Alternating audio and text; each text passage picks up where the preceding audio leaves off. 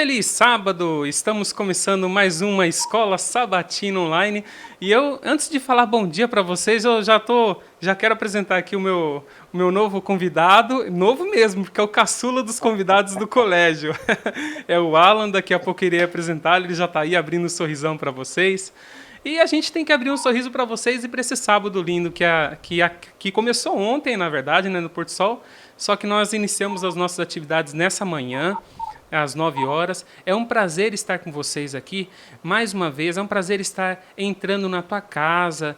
Você que é um convidado, talvez um estudioso da Bíblia, mas não adventista, talvez esteja assistindo em seu trabalho. É um prazer estar entrando em seu trabalho também.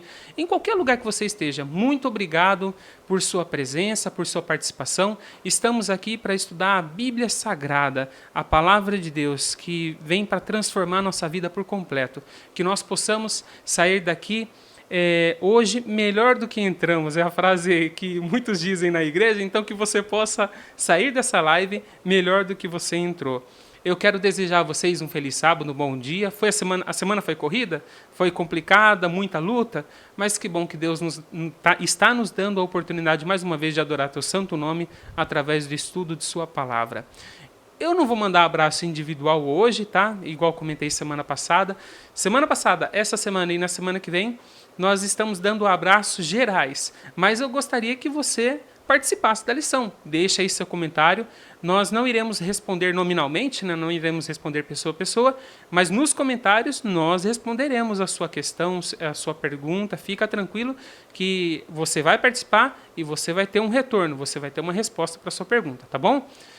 Seja muito bem-vindo, sinta-se abraçado por mim, pelo Alan, pela igreja de Ipiranga. Alan, você é do Campos Elíseos ou é de outra igreja?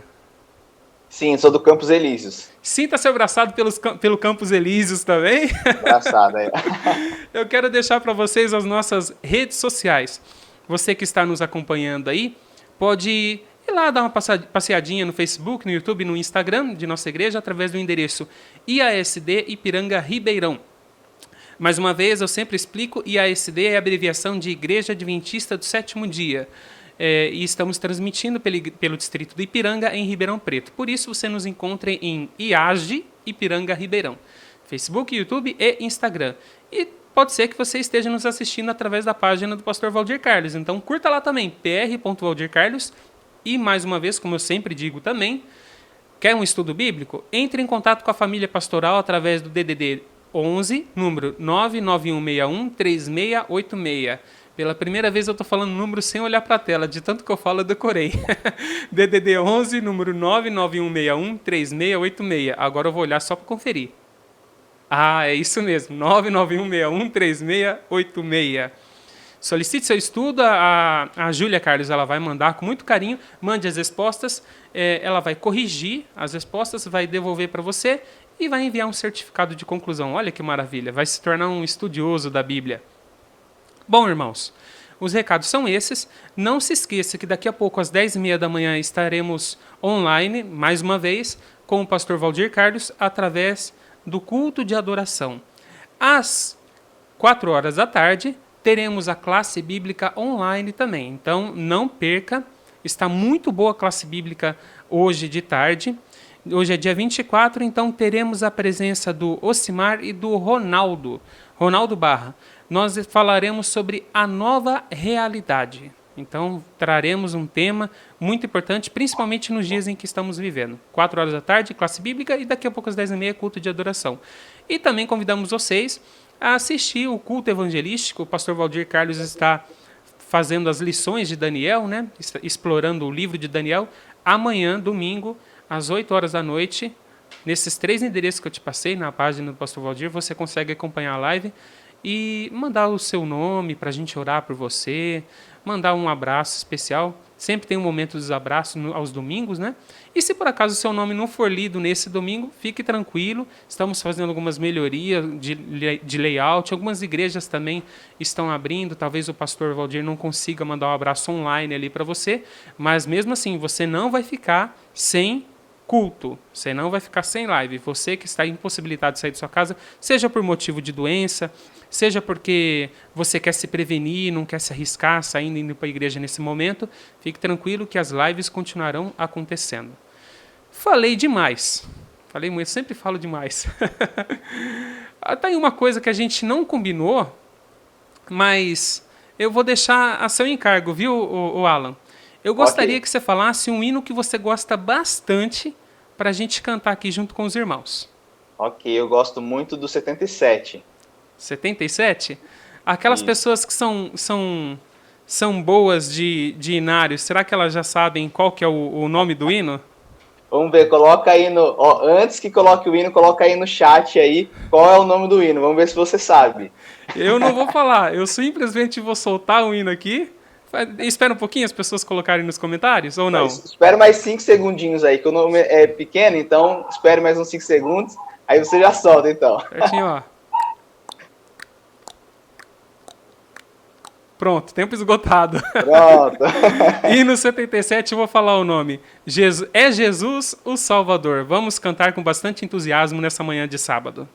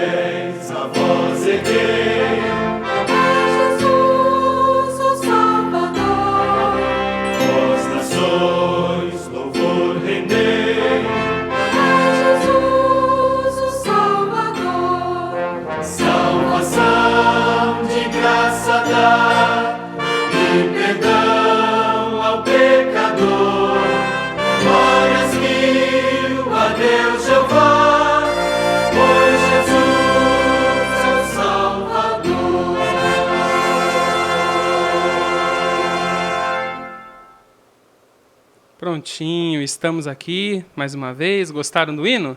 Escolha do Alan, número 77. Daqui a pouco a gente vai conferir se vocês acertaram o hino nos comentários, viu? Fica tranquilo. E vai dar aquele puxão de orelha quem errou. Tô brincando, pessoal. Ninguém vai receber puxão de orelha, não. Bom, vamos lá apresentar esse meu convidado. Gente, eu já adianto, que nem eu falei, ele é o caçula dos nossos convidados, mas nem por isso vai deixar a desejar no quesito conhecimento. Ele tem muito a contribuir para a gente nessa manhã. E eu falo para vocês, como foi difícil chamar esse cara, rapaz do céu. Ele é muito atarefado, ele é muito compromissado com o colégio. E não é à toa, né? Além de professor, ele é capelão do Colégio Adventista do Sétimo Dia. Então, estou falando com Alan Santos, de apenas 28 anos.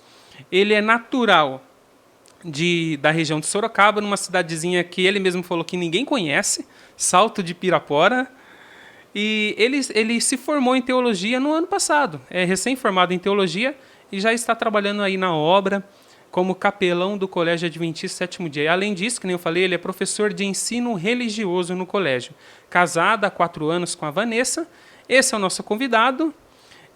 Eu tenho certeza que ele tem muito a contribuir conosco, principalmente as experiências que ele adquire ao longo da sua formação, que ele pode trazer e vai agregar muito valor no estudo desta manhã.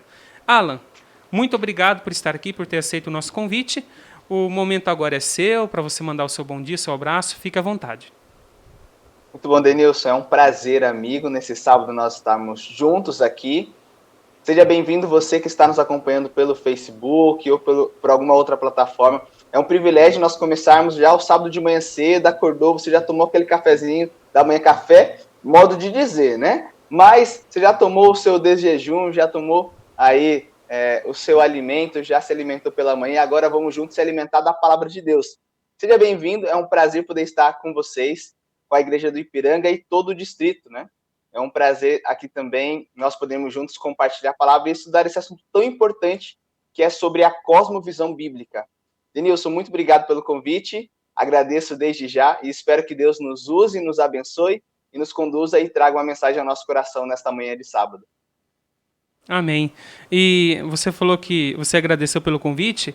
O prazer é todo nosso de recebê-lo aqui nessa manhã para estudar conosco a palavra de Deus. Eu ia pedir para você fazer uma oraçãozinha para a gente iniciar o estudo, pode ser? Maravilha. Vamos começar então, pessoal, fazendo uma oração, pedindo a direção de Deus nesta hora. Vamos orar? Querido Jesus, Pai amado que estás nos céus, agradecemos o Senhor primeiramente pela vida. Obrigado pelo sábado. Obrigado porque o Senhor tem cuidado de nós. Obrigado porque estamos aqui para ter a oportunidade de aprendermos cada vez mais sobre a Tua palavra. Pedimos que o Senhor nos use, que o Senhor fale ao nosso coração, que a Tua mensagem seja cravada na nossa vida. Seja conosco, que este momento seja do Teu agrado, para a honra e glória do Teu nome. É o que nós te pedimos nesta manhã de sábado, em nome de Jesus. Amém. Amém. O que temos nesse momento, então? Maravilha, vamos lá, né? Então agora nós temos o Informativo Mundial das Missões. Então preste atenção nesse vídeo super especial para a gente poder ver como é que nós podemos ajudar as pessoas do outro lado do mundo, né? Às vezes é aqui pertinho, mas às vezes é do outro lado do mundo, né? Então preste atenção nesse vídeo, neste Informativo Mundial das Missões.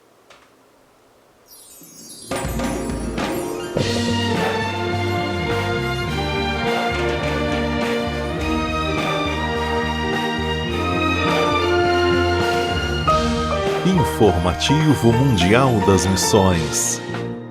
A cura vem do alto.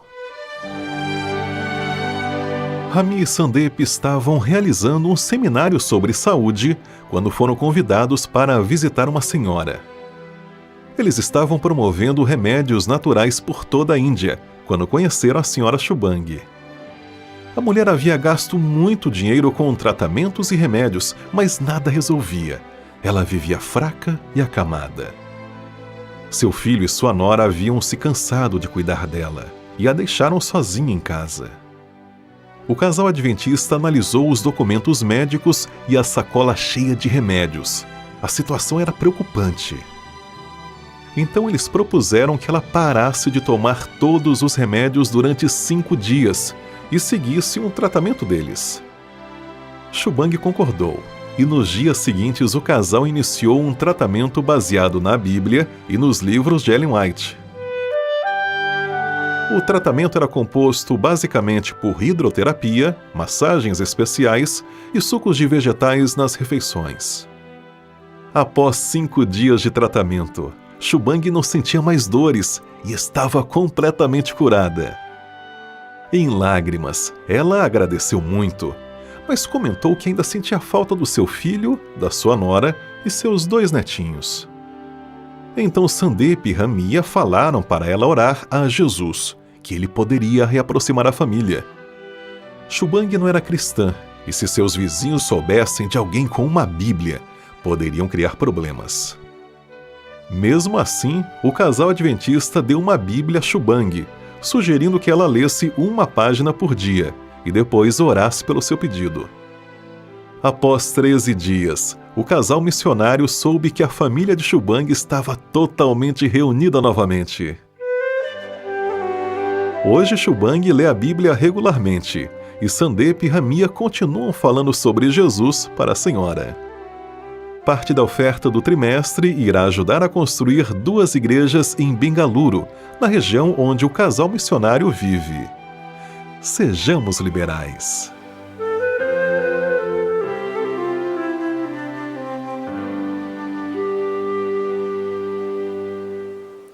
Amém, irmãos. São as suas ofertas fazendo a diferença na vida de pessoas, igual o Alan disse, do outro lado do mundo. Às vezes você pode pensar que, assim, como que eu vou ajudar? Como que eu vou participar da missão? Separe um pequeno valor, não precisa ser muito, pequeno valor. Se todo mundo pensar dessa forma, com esse pequeno valor, eu vou ajudar a missão da Igreja Adventista. Imagina um pequeno valor aqui, um pequeno valor lá, um pequeno valor lá, junta tudo, constrói uma igreja, constrói uma escola, constrói um hospital. Ajuda diversas, milhares de famílias nessas regiões. Então, faça a sua parte. Se você está em dúvida de como vai devolver, pegue um valor, um determinado valor, coloque junto com os dízimos e ofertas e especifique ali no seu recibinho o determinado valor para a missão da igreja e escreve na frente, Escola Sabatina, missão da Escola Sabatina. O tesoureiro vai entender e vai direcionar esse valor de uma forma bem responsável, e esse dinheiro vai chegar lá e fazer diferença na vida dessas pessoas, tá bom? Bom, nós iremos iniciar o estudo da lição dessa manhã, e como tenho feito nas outras 3 semanas, nós iremos passar um texto bíblico nesse momento, que vai servir como ponto de partida para o nosso estudo, tá bom? Então, confira aí na sua tela o texto que nós leremos hoje. No princípio era o Verbo, e o Verbo estava com Deus, e o Verbo era Deus. Ele estava no princípio com Deus. Todas as coisas foram feitas por intermédio dele, e sem ele nada do que foi feito se fez. O Verbo estava no mundo. O mundo foi feito por intermédio dele, mas o mundo não o conheceu. Veio para o que era seu, e os seus não o receberam. Mas a todos quantos o receberam, deu-lhes o poder de serem feitos filhos de Deus, a saber, aos que creem no seu nome. E o Verbo se fez carne e habitou entre nós, cheio de graça e de verdade, e vimos a sua glória, glória como do unigênito do Pai. Acabamos de ler João, capítulo 1, versículos 1 a 3, 10 a 12 e o versículo 14. Com esse texto, nós iniciamos então o estudo dessa manhã, que tem como título Os Olhos do Senhor, a Cosmovisão Bíblica. Alan, tá me ouvindo? Tô ouvindo. Ah, beleza. Eu vi você abrindo e fechando a boca aí, eu falei, nossa, tá mudo o microfone dele. Não, só não queria atrapalhar. Tô falando um amém, mas também assim, mais na mente do que para não atrapalhar a leitura. Pode falar amém à vontade. Aí, amém, aleluia, glória a Deus. Seja pentecostal, não tem problema não. Eu tenho muito carinho pelos irmãos pentecostais. Eu já fui pentecostal, então pode louvar a Deus aí de forma bem audível, não tem problema. Nós iremos iniciar o estudo dessa manhã.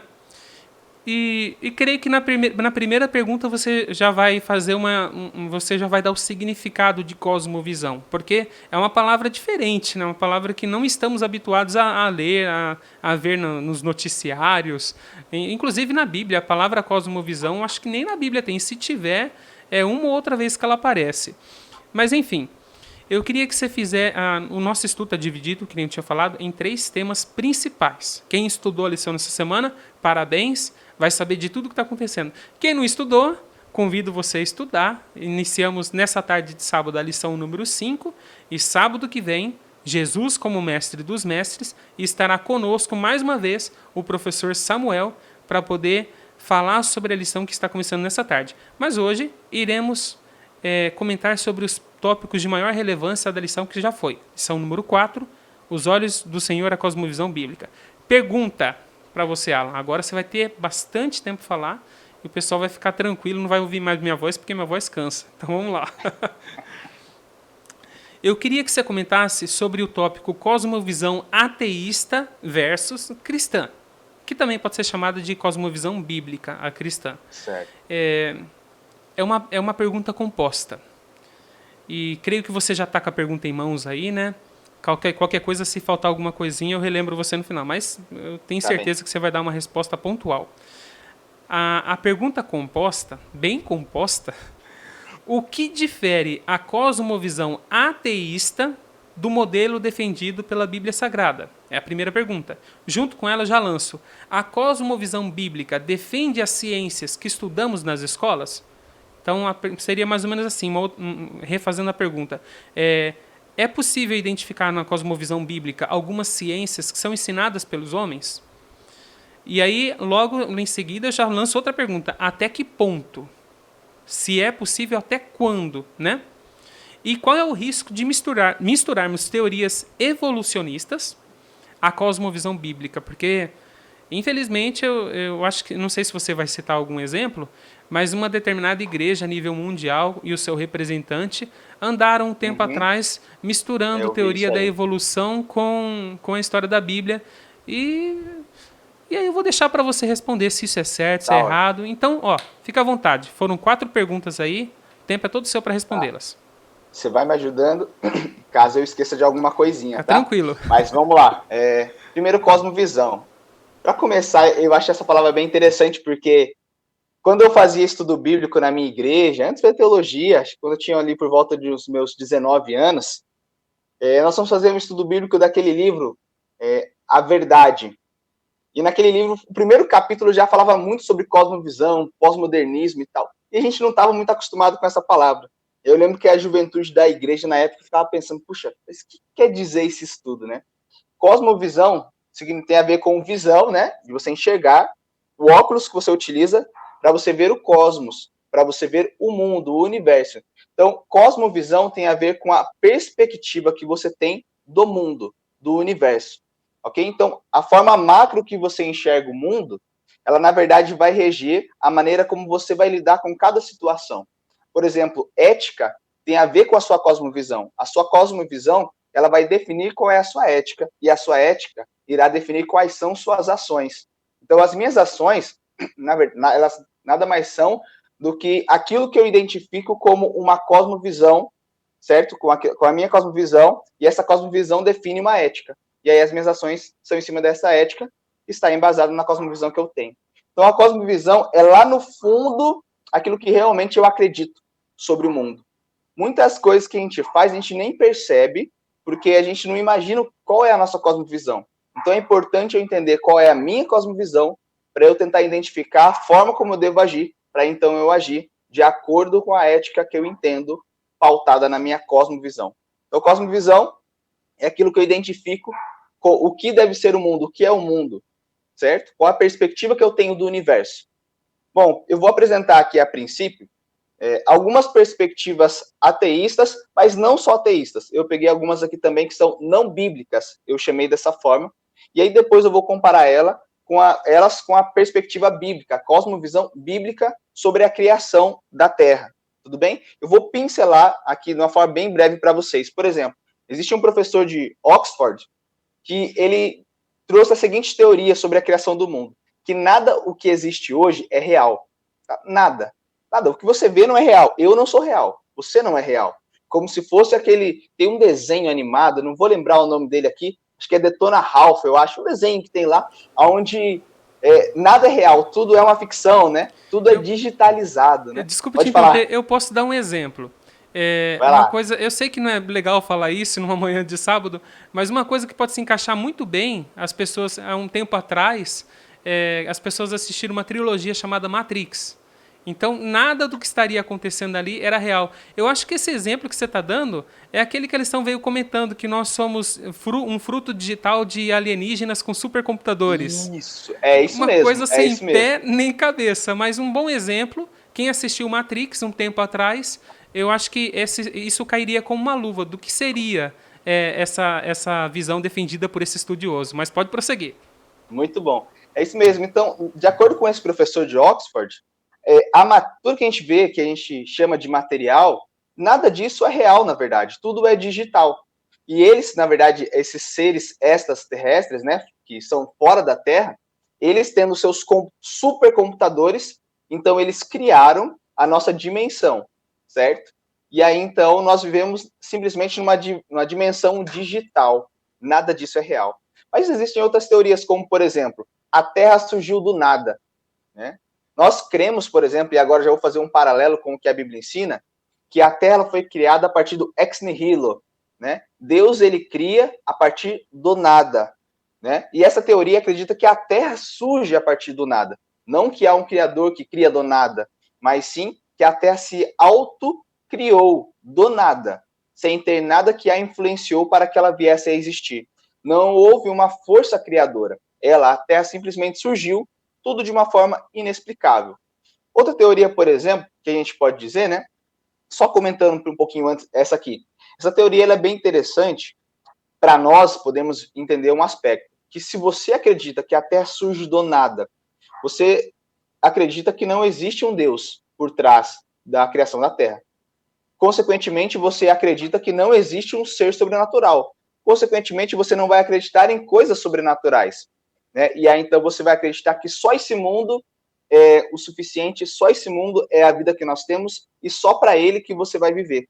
Olha como a cosmovisão que você tem da criação da Terra, como, por exemplo, essa que a Terra surgiu do nada, ela vai afetar as suas ações. Por quê?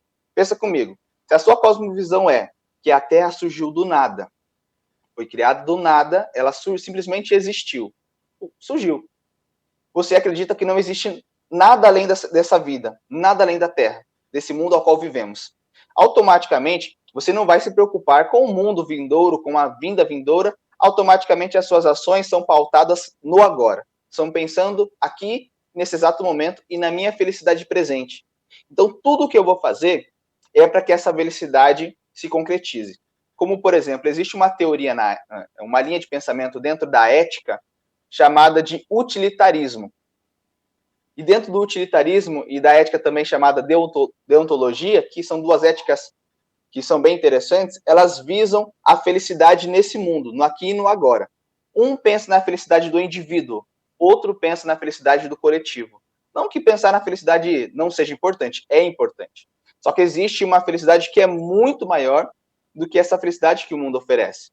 Então, dependendo da cosmovisão que eu tenho, irá definir qual é a minha ética e automaticamente irá definir as minhas ações. Então, é muito importante eu entender a minha cosmovisão. Por exemplo, outra linha de pensamento, que a Terra veio de uma forma evolutiva, né? Começou ali com a menor dos seres vivos, né? As bactérias ali, uma coisa ameba. e tal. Uma ameba, e aí depois vai evoluindo, né? A ameba vai crescendo, né? Ela vai evoluindo, e chega no ser humano ao qual está hoje, né? Eu pergunto, cara, quanto tempo vai demorar para o ser humano chegar no próximo estágio, né? Já que é um processo evolutivo, ele não para de evoluir, né? Por que a gente ainda não chegou no próximo estágio? E, pelo contrário, parece que a gente está regredindo do que propriamente evoluindo, né? Outra teoria dentro dessa do evolucionismo, que eu achei bem interessante, que eu vi uma vez, que o Denilson, nosso querido irmão, já comentou um pouquinho para a gente, é que se crê também que dentro do processo de evolução, você pega o livro de Gênesis, e agora sim, alguém que acredita na Bíblia, só que pega a Bíblia e leva ela num contexto evolutivo. Como assim? Existe uma crença, né, e até como foi citada, de uma religião que é mundialmente conhecida, né? Os 7 dias da criação, eles não são literais, eles são simbólicos dentro dessa perspectiva, dessa cosmovisão. E esses, por exemplo, não serem 7 dias literais, eles representam 7 períodos, 7 eras. E Deus, ele utilizou as eras, utilizou os períodos, os milhares de anos para fazer surgir a condição ao qual nós temos hoje. Então, a Terra foi criada de forma evolutiva, só que ela foi criada num período extremamente amplo. E nessa perspectiva, eles acreditam que isso não tem conflito com o que a Bíblia ensina. Agora eu faço uma pergunta já, e eu já estou começando, Denilson, ao mesmo tempo a apresentar a visão teísta e ao mesmo tempo me questionar, será que eu posso sim ligar as duas? Ou será que existem problemas? Então já estou respondendo as duas ao mesmo tempo. Pode prosseguir. Eu me pergunto, se eu acredito que essa perspectiva de que a Terra foi criada em 7 dias, mas não de forma literal, que é um texto simbólico, eu tenho que acreditar também que o segundo relato da criação, que está ali em Gênesis 2, também é simbólico. Automaticamente, eu vou acreditar, então, em um Éden talvez simbólico. Vou acreditar numa árvore da vida, provavelmente simbólica. Uma árvore do conhecimento do bem e do mal, simbólico. O comer do fruto que não deveria ser comido, também simbólico. O pecado original que trouxe a condição a qual estamos hoje, também simbólico. Né? Então, é muito perigoso eu tentar pegar a perspectiva bíblica e tentar conciliar ela com a perspectiva que não é bíblica. E eu nem vou dizer aqui só ateísta, eu vou dizer a perspectiva que não é bíblica. Ou eu vou me pautar no assim diz o Senhor, na palavra de Deus, ou eu vou me pautar em outra teoria.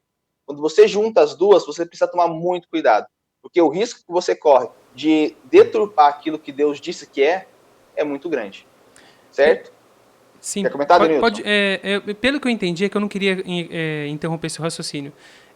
O risco de corrupção, o risco de se corromper, o risco de corromper a mente de uma pessoa que já está bem firmada na palavra de Deus é grande. Porque quando institui uma mentira, igual Satanás, no capítulo 3 de Gênesis, é certo que não morrereis.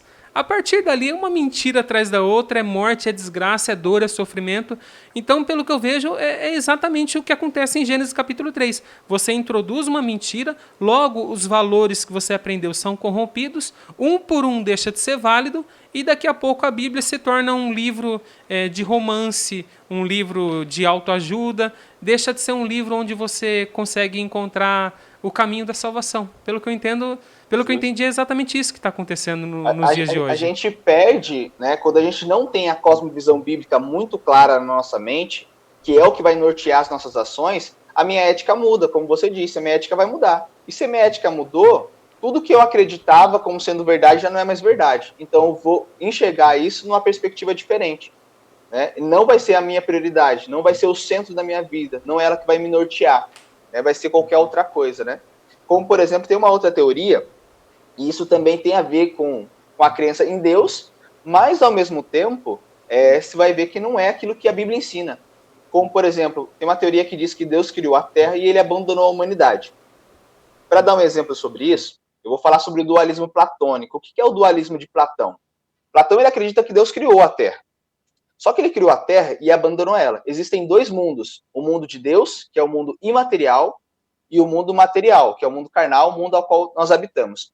Esse mundo aqui ele é temporal, ele é limitado, ele é mau, ele é pecador, ele é ruim.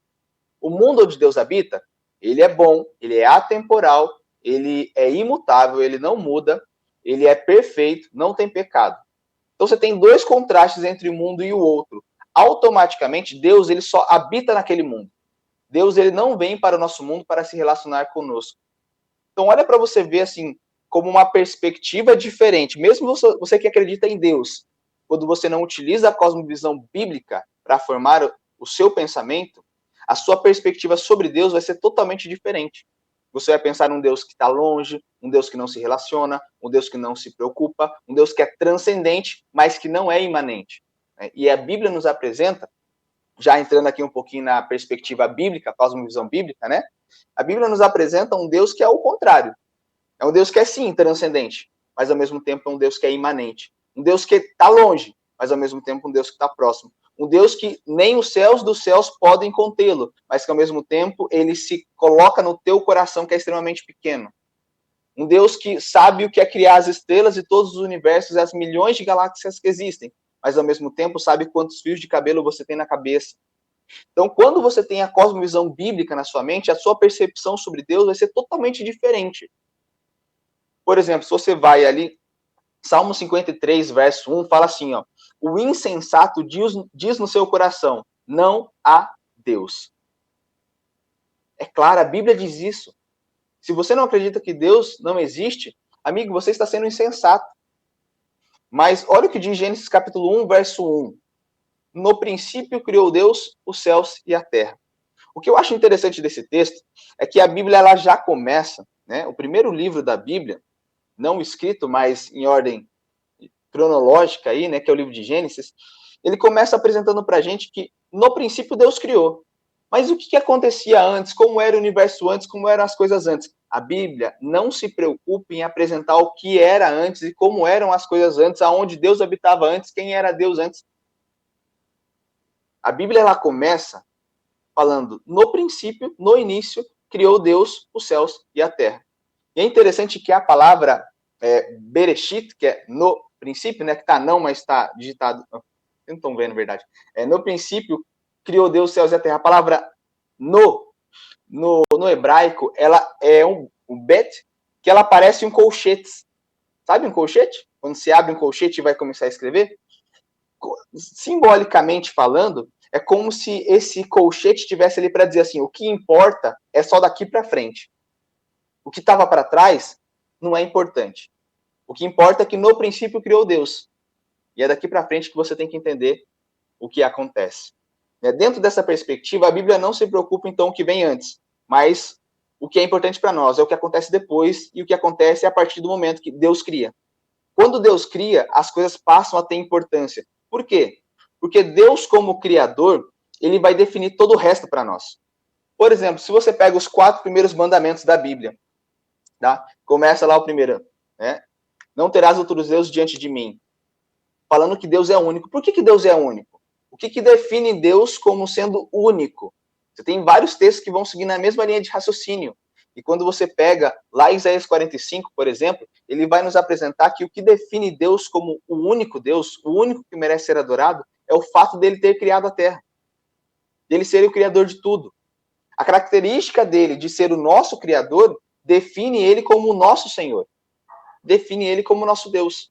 Então, eu tenho que partir do pressuposto, da cosmovisão de que no princípio criou Deus os céus e a terra.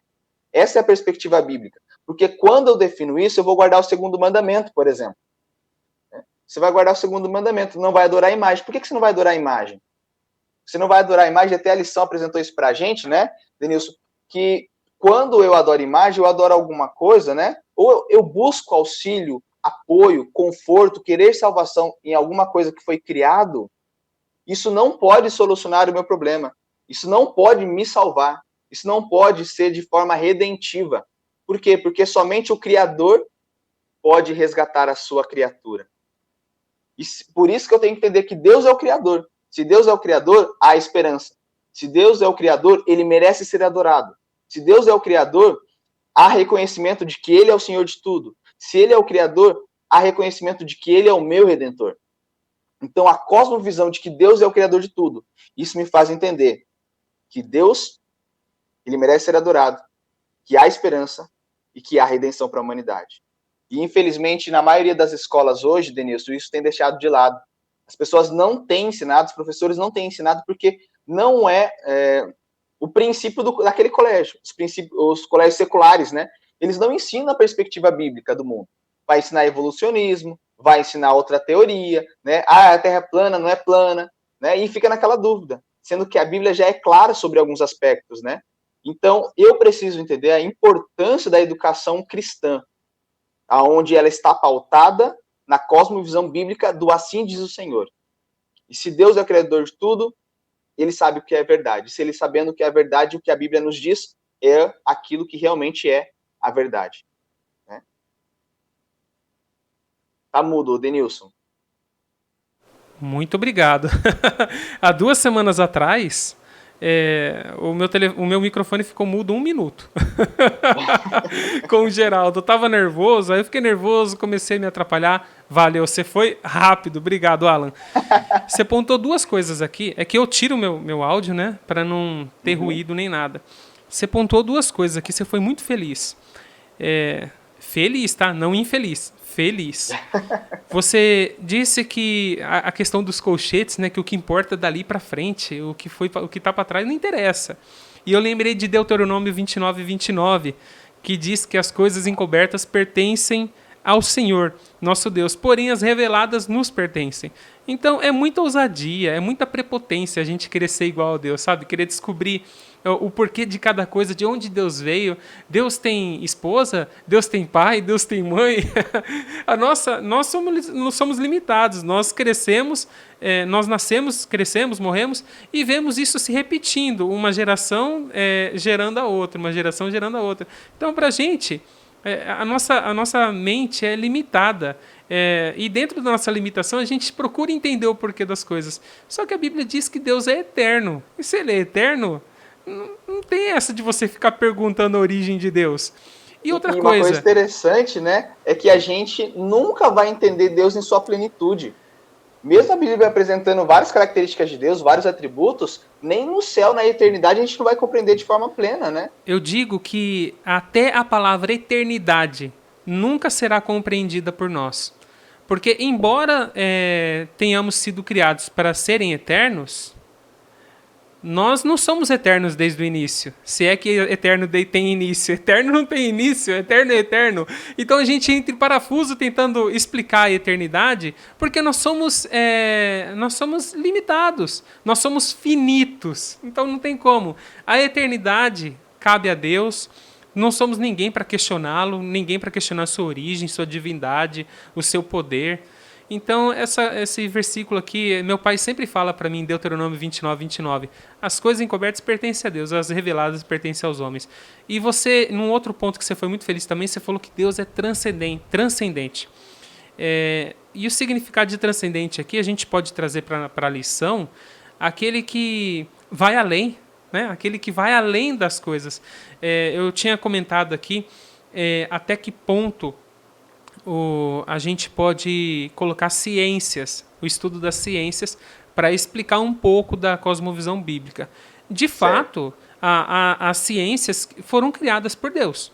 Acontece que algumas delas não foram criadas por Deus, foram criadas por homens. E outras foram deturpadas pelos homens, criadas por Deus e deturpadas pelos homens. Então, e Denilson, dá uma pincelada nisso, fazendo favor. Tranquilo, vamos lá. Como você disse, Deus é o criador da ciência. E se Deus é o criador da ciência, a verdadeira ciência e a religião, elas podem se completar. A verdadeira ciência com a religião, elas se completam. Porque Deus é o criador da ciência e Ele é o criador da religião. Deus ele não se contradiz nas coisas. Não é à toa que a própria Bíblia diz que nós podemos encontrar Deus através da natureza. A gente pode, até dentro da nossa própria razão, só que não de forma plena, né, a revelação natural e revelação especial. Revelação natural é a natureza, é a nossa consciência, a nossa mente, né? Mas a revelação especial, que é a Bíblia e Jesus, nos mostram de forma colorida o Deus que talvez a gente encontre em preto e branco, em 17 polegadas e encheado às vezes na natureza hoje, pós-pecado. Pré-pecado era muito melhor de se enxergar, né? Mas cada um no seu campo. Eu preciso entender isso, Denilson. A ciência, ela estuda aquilo que é visível. A Bíblia, ela busca mostrar, falar daquilo que é invisível. Então a gente tem que ter cada uma trabalha no seu campo, apesar das duas poderem se completar. Antes de 1840, Denilson, a ciência ela era pautada em cima da religião, em cima da Bíblia. Se estudava a religião em cima da Bíblia. A gente tem vários cientistas muito famosos que eram religiosos. Galileu Galilei, por exemplo, um grande homem muito conhecido, muito importante para a ciência, que era religioso, ele acreditava em Deus. Mais interessante que por volta de 1840, por esse crescimento do cristianismo, da religião, muito liderado por Thomas Huxley, alguns cientistas passaram a mudar a forma de se estudar a ciência, de forma de se ver ciência. Qual o objetivo? O objetivo de diminuir esse domínio da religião e do cristianismo. E qual foi o resultado disso? A Europa foi afetada, as crenças em tradições humanas, trevas morais, espirituais e culturais, e a razão passou a definir o que é verdade. Então, a ciência de hoje, a forma como se é estudado ciência, eu preciso tomar muito cuidado até que ponto eu posso ir. Quem me define até que ponto eu posso ir é a Bíblia. É a Bíblia que é o definidor, porque ela é a minha cosmovisão. Não existe duas cosmovisões dentro de uma pessoa. Ou a sua é a bíblica, ou a sua é alguma outra. Não tem como você ter as duas. Uma é a que rege, uma é a que norteia. É aquilo que você acredita como verdade. Não tem como você acreditar que branco é branco e acreditar que branco é preto. Não tem como. Ou branco é branco ou branco é preto. Um dos dois. Você não pode acreditar nos dois e a sua mente não vai fazer você acreditar em duas coisas. É uma e pronto. Agora, qual é? Aí vai ser a sua cosmovisão que vai definir se é branco ou se é preto. Sim. Entendeu? Então, se você acredita na Bíblia, você só vai aceitar aquilo que a ciência mostra se ela não contradizer o que a Bíblia ensina. Se a sua cosmovisão é bíblica, a partir do momento que a ciência apresenta uma coisa contrária ao que a Bíblia ensina, fique com a Bíblia. Eu vou ficar com a Bíblia. Sim. Se eu não fico com a Bíblia, talvez a minha cosmovisão não seja bíblica. Eu até acredito, mas lá no fundo, lá na minha cosmovisão, na forma mais macro, talvez não seja bíblica. Então eu preciso analisar. O que será que eu acredito como verdade? Por exemplo, vamos citar um exemplo aqui, Denilson. carne de porco, que nós somos adventistas, você que não é adventista, só para explicar, nós que somos adventistas não comemos carne de porco, como também não comemos outros alimentos que a Bíblia diz para não comer. É que porco fica porque é o que é mais comum comer no Brasil, principalmente, né? É o mais comum. Mas tem um monte de outros alimentos que a Bíblia fala para não comer. Aí a ciência hoje fala pra gente o seguinte, Denilson, realmente carne de porco faz mal. Aí todo mundo fala, tá vendo? A Bíblia já diz que a ciência descobriu agora, há todo tempo. Mas vamos supor que a ciência mude e fale assim, você chega lá e fala, não, comer carne de porco vai fazer bem, então você come carne de porco. O que você vai fazer? Você vai comer? A Bíblia fala para não comer, mas a ciência fala que você deve comer. E aí? Então a sua cosmovisão vai definir isso, porque ela que vai criar a sua ética, e a sua ética que vai definir as suas ações, né? A cosmovisão, ela norteia tudo na nossa vida, né? Tudo. Crer nas teorias paralelas, nessas teorias criadas, podemos assim dizer, pelos cientistas hoje, e crer na Bíblia ao mesmo tempo é incoerente. Então eu preciso entender qual é a minha cosmovisão. Eu só vou aceitar aquilo que está dentro da minha perspectiva, da bíblica. Se ela foge, lógico, mas se a Bíblia diz que... A Bíblia não explica isso. Eu falei, não sei. Como você disse, né? As coisas encobertas pertencem a Deus, né? Mas que a nossa perspectiva, a nossa crença sempre seja pautada no assim diz o Senhor, né? Amém. Tem um outro detalhe também que a lição trouxe, que eu gostaria de comentar. Um arco-íris, por exemplo. A cosmovisão bíblica, ela apresenta para a gente não apenas uma explicação lógica, coisa que a cosmovisão não bíblica, que nem você disse, né, não bíblica, ela apresenta. Porque todas as cosmovisões fora antibíblicas, não vou falar, antibíblicas, vamos chamar aquelas que vão contra a Bíblia, elas apresentam apenas uma situação lógica, uma explicação lógica. A Bíblia, além de explicar a lógica das coisas, ela apresenta, através de sinais, coisas a mais, que somente um estudioso da Bíblia vai conseguir decifrar. Eu dei o exemplo do arco-íris porque o arco-íris surgiu pela primeira vez quando as águas baixaram do dilúvio, e aquilo ali foi um sinal de Deus para Noé, dizendo, o mundo não vai mais terminar em água. Irmãos, vai terminar em fogo, mas em água não vai terminar mais não, tá? Fica tranquilo que vai cair fogo, vai destruir tudo, mas até lá vai demorar um tempinho, acredito eu. Água não. Então, quando você olha para o céu e vê um arco-íris, a luz está refletindo na pequena gotícula de água e se dividindo em suas cores naturais, invisíveis e tudo mais. Mas, além disso, arco-íris é um sinal de Deus para a gente, dizendo que o mundo não vai mais terminar em água. É uma aliança que Deus fez com a gente. Então, a cosmovisão bíblica, ela traz esperança para a gente. Não apenas uma explicação lógica. Traz esperança, traz alívio, traz paz. Tremendo, né? E em tudo na vida, não é só o arco-íris, né? Em tudo que você olha acontecendo no mundo, quando você olha com os óculos bíblicos, você pega o óculos de Deus e fala assim, Senhor, eu vou enxergar com os teus óculos agora, né? Você fala, nossa, olha que diferente. Eu olhava para essa situação dessa forma, agora eu olho de uma maneira diferente. Eu vejo como Deus tem um controle da história em suas mãos, né? Como tudo culmina para um clímax, para o momento alto da história, para o apogeu, que é a volta de Jesus. Então a gente vê essa pandemia, por exemplo, né? Olha que desastre. Mas se você tem a visão bíblica, você fala, puxa, Deus já havia revelado que isso iria acontecer nos finais dos tempos. Então, olha, isso me mostra que realmente os fins dos tempos está chegando. Então a minha cosmovisão muda, a percepção das coisas são diferentes, me traz esperança, me traz conforto, me traz um sinal de que Deus, ele está acima de tudo e de todos, é um Deus imensurável, um Deus transcendente, né? Verdade. Dostoiévski, só comentando um pouquinho, Dostoiévski no livro Os Irmãos Karamazov, ele diz o seguinte, como seria um mundo sem Deus? Pra gente pensar um pouquinho, como é que seria um mundo sem Deus, né? Seria, quem define o que é moral? Quem iria definir o que é certo e o que é errado? Tudo seria permitido? Tudo seria fruto de mero acaso? Não há esperança após a morte? Quem poderá nos defender de nós mesmos, né? Você fala quem pegando poderá até nos a referência, defender. né? Eu lembro até, você já sabe, né? Os irmãos aí já sabem. Então, não é? Então a gente tem que entender, se a gente não acredita em Deus Criador, não há esperança pra gente. A gente vai viver nesse mundo 70, 50 anos e depois acabou tudo, né? Que esperança que há pra gente? Então você enxergar o mundo numa perspectiva bíblica é extremamente importante.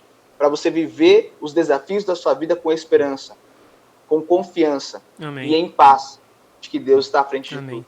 E esse é o segundo tópico do nosso estudo dessa manhã, redenção. Você já deu uma palhinha aí, não sei se você vai querer falar mais sobre isso. Nosso tempo, eu acho que nós temos 15 minutos para encerrar. Dá tempo de falar, viu Alan? Tá. A cosmovisão, que seria a explicação mais longa, você fez muito bem, você pontuou muito bem, muito obrigado, tá? Agora, partindo da redenção, pegando um gancho no que você já falou, eu lanço outra pergunta aqui para você. É possível ter fé em Deus e não acreditar no plano da salvação? Ou seja, é possível crer somente partes da cosmovisão bíblica? Aquele estudioso da Bíblia que acredita que Deus criou todas as coisas, acredita lá em Adão, Eva, no dilúvio. Só que chega um momento da Bíblia e fala, opa, Jesus não. Eu não tenho ele como meu salvador. Jesus não fez nada por mim. É possível crer somente partes da cosmovisão bíblica, ignorando a redenção que veio por meio de Jesus Cristo? Humanamente falando, tudo é possível. Hoje, para o ser humano, tudo é possível, cara. A gente tem cada crença assim que você fala, da onde é que sai isso, né? Da onde é que saiu essas ideias, essas perspectivas, esses pensamentos? Então, humanamente falando, tudo é possível. Mas, biblicamente falando, é muito difícil isso acontecer. Porque quando você pega ali, por exemplo, o nosso texto-chave que você leu de introdução do nosso assunto, né? O Evangelho de João, capítulo 1, você pegar do verso 1 até o verso 14, ele apresenta Jesus, né, a palavra de Deus, na criação, ou seja, ele é o criador de tudo. Certo? A Bíblia apresenta que, além dele ser o criador de tudo, fala que tudo foi feito por meio dele. Sem ele, nada do que foi feito se fez. A Bíblia diz, nessa mesma perícope, nessa mesma sessão, fala que Jesus ele veio para os seus, mas os seus não o reconheceram. Aí depois fala que Jesus ele veio para revelar o mundo. O Deus unigênito, é que está no seio do Pai, é quem revelou o Verbo encarnado que se fez carne e habitou entre nós, é quem revela quem Deus é. Automaticamente é esse Verbo que vem para resgatar a humanidade. Querido, só nessa perícope a gente vê a ligação que tem de Jesus como Criador, de Jesus como Redentor. E uma coisa leva a outra. Se eu creio que ele é que ele é o Criador, eu vou crer também que a humanidade caiu e o salário do pecado é a morte, porque o ser humano escolheu um caminho errado. Mas também nós iremos crer que Gênesis 3,15, Deus já prometeu que alguém viria, a semente da mulher viria, para pisar na cabeça da serpente e quebrar a amizade entre o ser humano e o mal, e restabelecer o relacionamento entre Deus e o homem. Alguém viria para fazer isso. E nada melhor do que aquele que nos criou, daquele que se relacionava conosco aqui na Terra. Jesus, então, ele vem para ser criador e ele vem para ser redentor.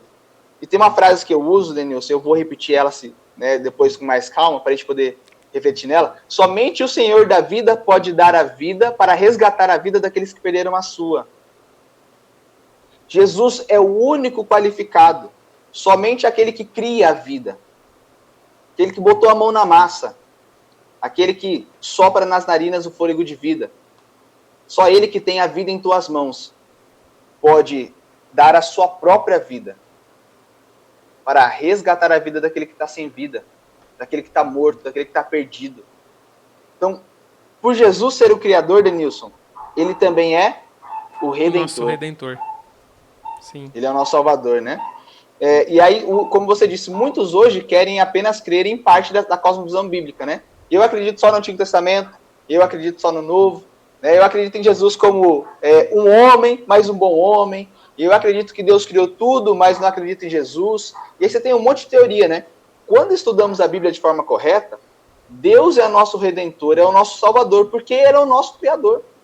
Da mesma maneira que eu vou entender que Ele é único na minha vida, Ele é o único Deus, o único que merece ser adorado, Ele é o único que merece ser exaltado, o nome dEle é santo, e eu devo guardar o sábado, porque Ele é o Criador. Então todos os mandamentos têm a ver com a ação criadora de Deus. E também a ação redentora dEle tem a ver com a ação dEle ter sido o Criador. Então, uma coisa liga a outra. Eles estão entrelaçados, esses dois temas. Sim. Se você acredita no Criador, tem que acreditar nele como Redentor. Porque ele é o único que pode te redimir. Toda criatura louve o nome do Senhor. O Totó aí também está dizendo que Jesus é o Redentor dele, tá vendo só? É verdade. O Totó tá querendo participar aí. Sempre, sempre. Vamos lá. É seu ou é do Meus vizinho? alunos que o digam. É seu ou é do vizinho? Esse que tá latindo é o do vizinho, mas o meu sempre quer participar também, mas hoje ele tá quietinho, tá deitado aqui no meu pé. Mostra ele aí, vamos quebrar o gelo, cadê ele? Deixa eu pegar ele tá aqui. difícil? Ele tá deitado. Tá, daqui a pouco ele vem aqui, ele levantando, eu pego ele e eu te mostro. Se tiver fácil, você mostra para os nossos internautas. Tá, caso contrário, deixa quieto. Vamos lá. Nada melhor do que ter Cristo crucificado e ressurreto como figura central nesse processo, na nossa fé, né, nesse processo de adoração. Eu fiz esse comentário porque a nossa fé, a cosmovisão, assim, para uma pessoa acreditar na cosmovisão bíblica, ela tem que ter fé. E para uma pessoa ter fé, ela tem que crer que Jesus Cristo ele foi morto e ele ressuscitou para nos dar a vida eterna. É meio que impossível você desvincular, igual você mesmo falou, Jesus como Criador e como Redentor. Meio pela cosmovisão bíblica, sim, não tem como desvincular essas duas imagens. Então, só pontuando, nós temos que ter Cristo crucificado e ressurreto como figura central de nossa fé nesse processo de adoração, porque, querendo ou não, quem acredita na cosmovisão bíblica é um verdadeiro adorador. Bom, entrei no terceiro ponto agora, só para a gente pincelar, faltam... Rapaz, eu acho que falta 9 minutos para encerrar. Vamos lá, rapidinho. Eu já vou deixar... Eu vou pedir para você pontuar depois o apelo. Ó, não vai falar nada muito significante aqui, muito intenso, porque é para você guardar para o apelo, tá? Tá bom. Eu pensei que você já ia fazer o apelo agora há pouco, falando sobre redenção. Eu quase interrompi e falei, não, guarda isso para o apelo que tá muito bom. Calma. Vamos lá, conduta moral. A gente falou sobre cosmovisão, sobre redenção e agora sobre conduta moral, para finalizar. Qual é a relação entre a lei de Deus e a nossa conduta moral? Certo. É muito grande, né? É muito grande essa ligação. Eu quero usar uma frase do Dr. Edson Nunes, que ele diz o seguinte: maturidade vem com profundidade. Se você tem profundidade na palavra, você terá maturidade para saber ter uma vida de relacionamento com Deus. Saber entender o porquê as coisas acontecem e respeitar que Deus está à frente de tudo.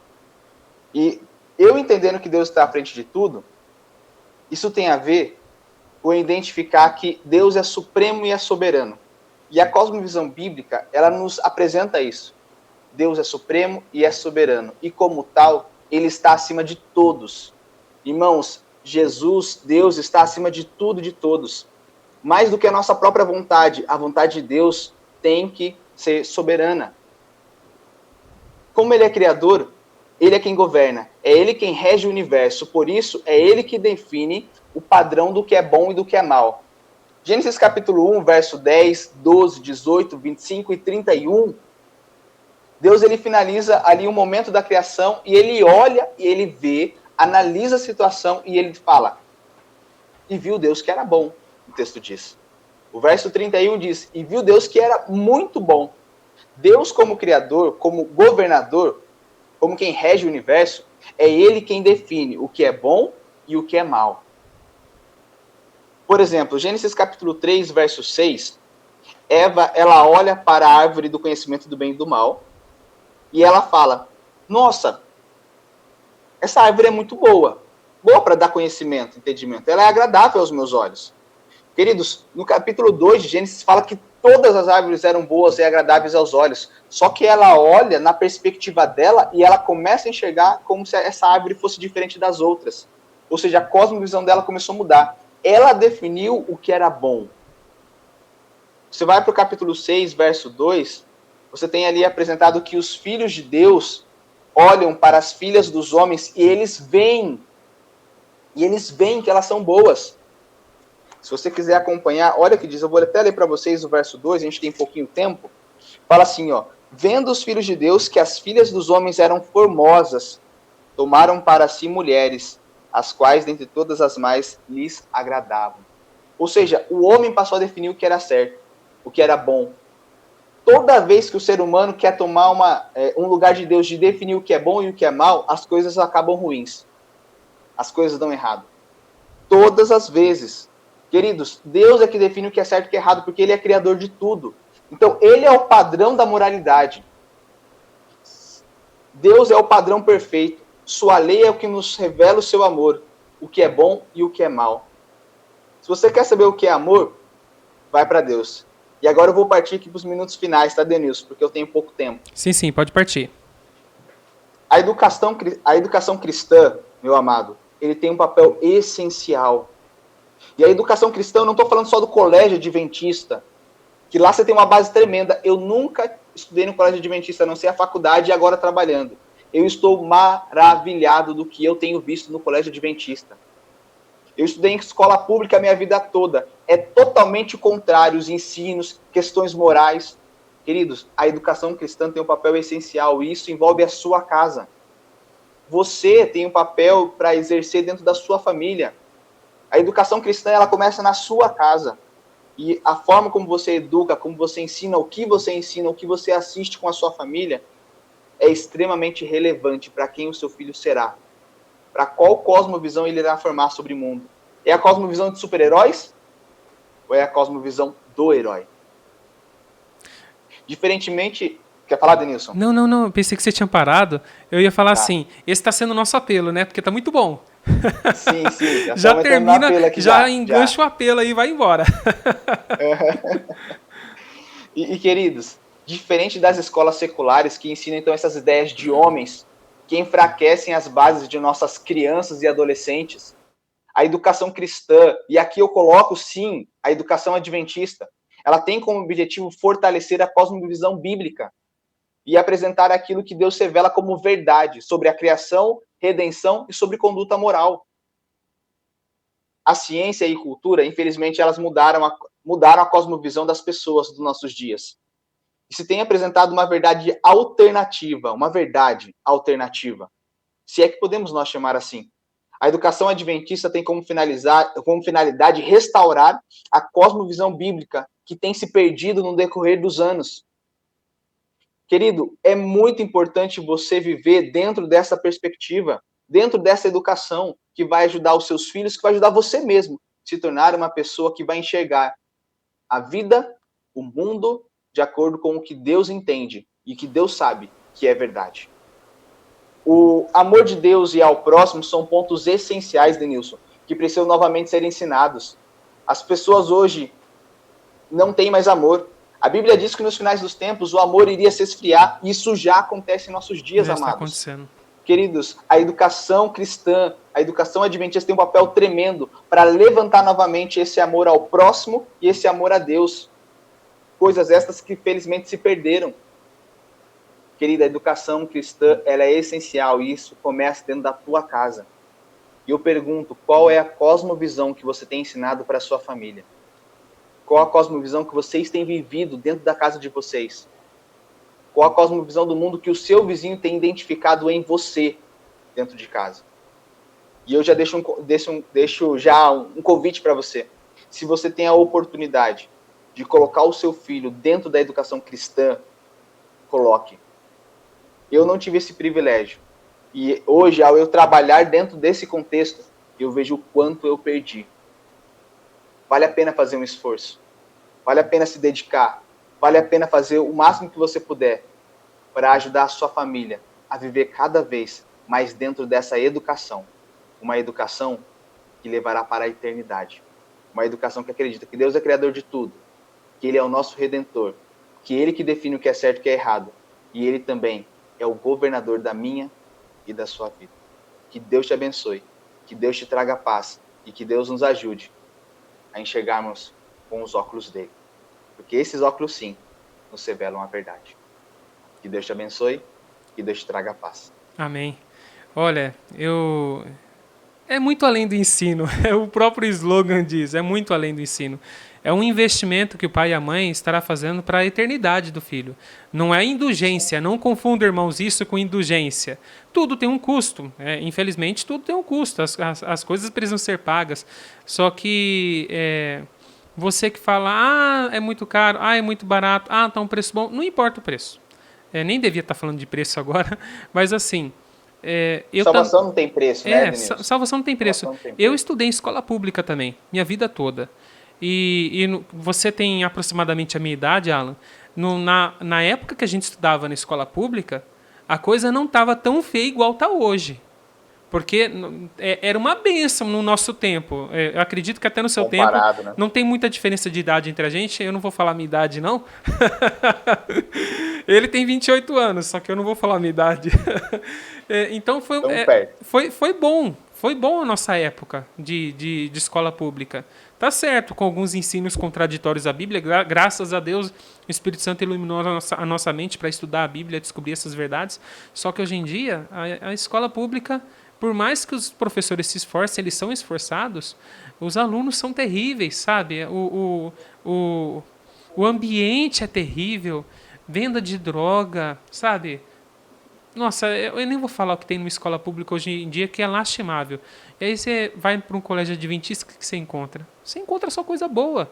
Você encontra só valores morais bons, entendeu? Então, é um investimento que vale a pena. O pai e a mãe vai estar investindo para a eternidade do filho.